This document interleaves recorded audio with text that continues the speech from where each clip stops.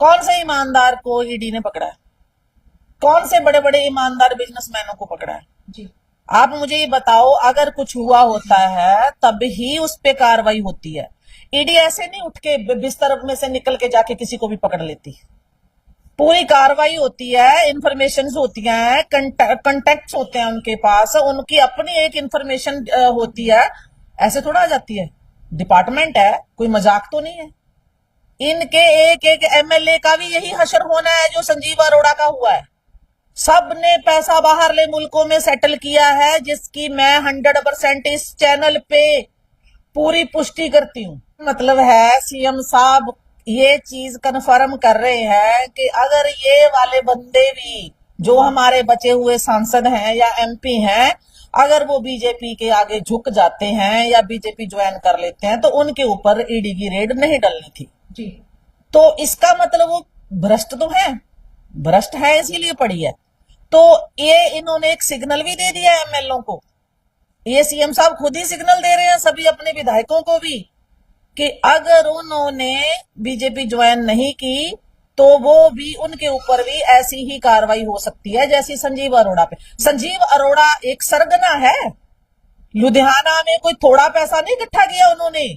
और मुझे एक चीज बताओ, एयरपोर्ट हलवारा में हो रहा है, मोदी जी उसका इनॉग्रेशन कर रहे हैं और बोर्ड हम लगा रहे हैं, और एक एक बंदा इन्होंने लुटेरा जमा कर रखा। हर डिपार्टमेंट इनसे दुखी है, हर वर्ग इनसे दुखी है।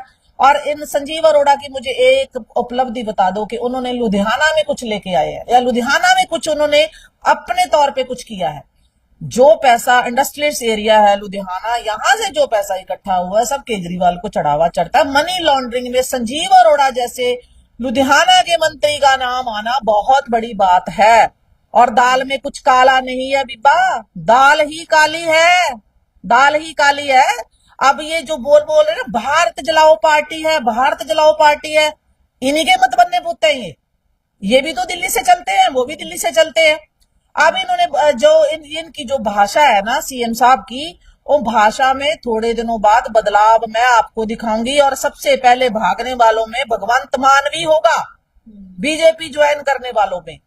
क्योंकि मैं एक चीज बता देती हूँ, प्रभाव उसी का होता है जिसके हाथ में कोई आपके खिलाफ प्रूफ होते हैं, आपके खिलाफ सबूत होते हैं, वही आपको दबिश देगा ना, वही आपको दबाएगा ना। हमें कोई दबा के दिखाए, क्यों नहीं किसी और पे रेड डलती, इन्हीं के लीडरों पे क्यों डल रही है?